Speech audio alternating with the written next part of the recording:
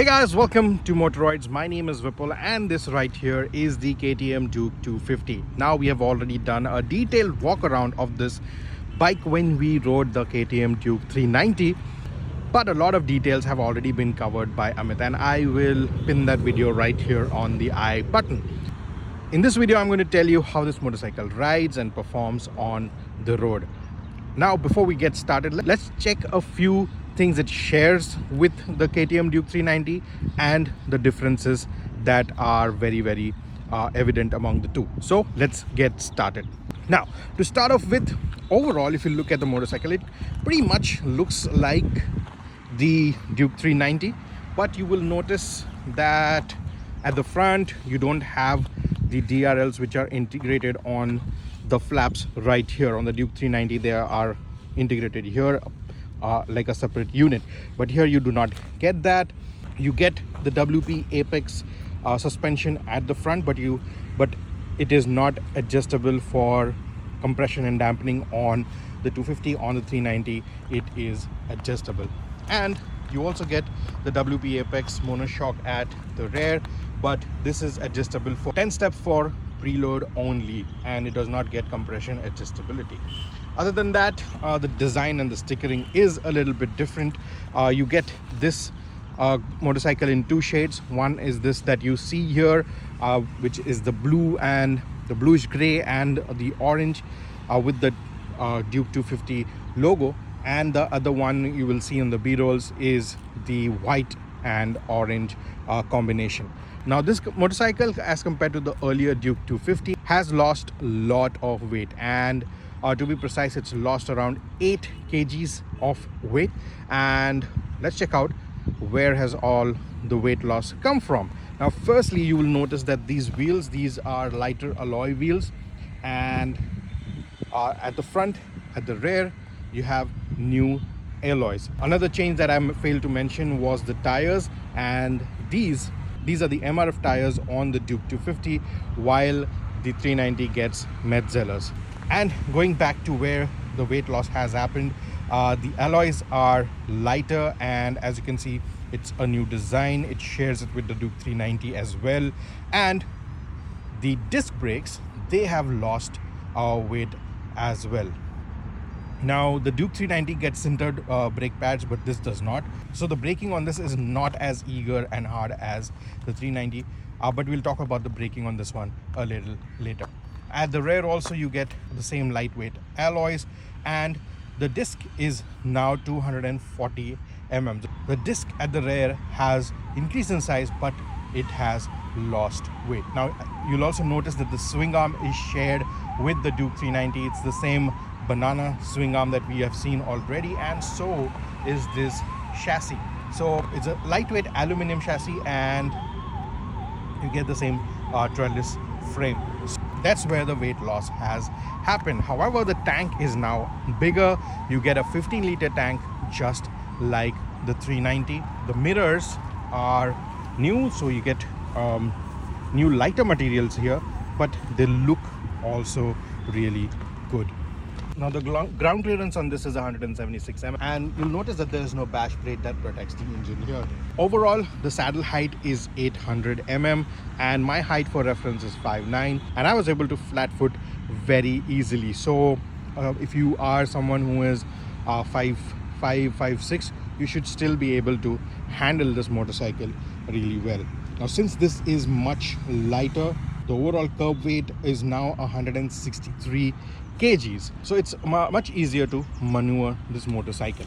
Now another thing that is different than the Duke 390 is this display. Now if you'll notice, the screen size is a little smaller, but what you'll notice right here is the controls for this screen, and it shares these controls with the Duke 390. The Duke 390 gets a similar set of controls, but this one right here is not color screen, and you get a negative LCD display, which is pretty clear and very easily readable. You have the tachometer right here, speedo, the gear position indicator, clock, and the odometers as well. And using these buttons, it's very easy to control all the settings and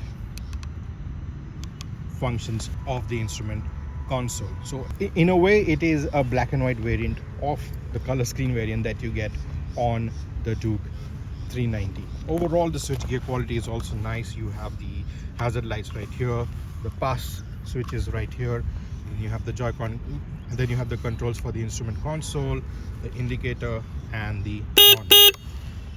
And here you have the ignition. And while we are at it, let's fire up the engine and see how it sounds. We get to the other side. So you get the same stubby exhaust here at the bottom.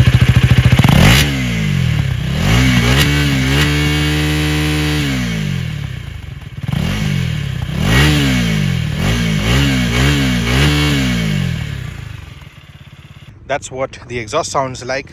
Let us know in the comments, what do you think about it. Now, coming to the performance, the power has gone up by 1 PS and the torque has gone up by 1 PS. This now produces 31 PS of power at 9,250 RPM and 27 Newton meter of torque at 7,250 RPM. So overall, there is a slight improvement.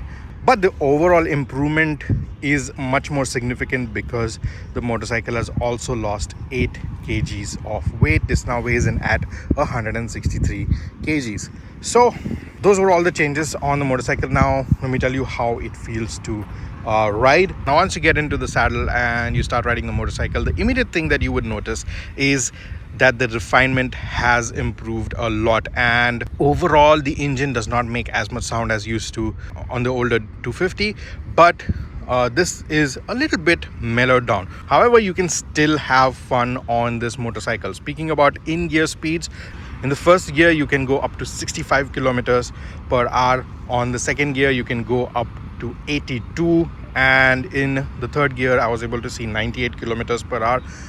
And fourth, it will take you up to 118. Fifth will take you up to 145, and the sixth gear is more of a cruising gear.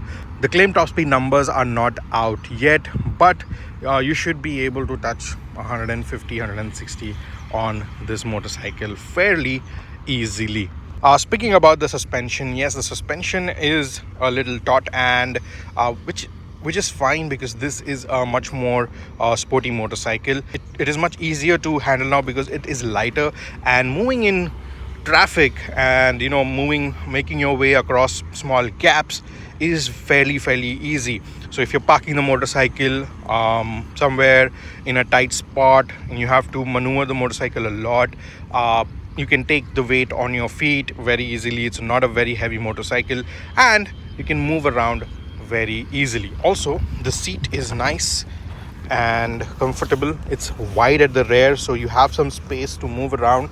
The pillion seat is also large, and you get these nice grab handles to hold on to. Overall, the pillion and the rider are going to be fairly comfortable on this motorcycle. Now obviously we did not test this on the test track like we tested the Duke 390, but I can tell you that this can be a very fun to ride track machine as well. Now it does not get the sticky rubber, the sticky mudcellars like the 390 does, so riding it very hard on the track would be sort of a challenge, but you can still have some fun on track day. So if you want to take it to the track more often, we would recommend that you switch out these tires for the much more stickier mudcellars. Now cruising on this motorcycle is really fun, and the tractability of the engine and the gearbox is also somewhat improved, and there was a point where I was able to throttle around at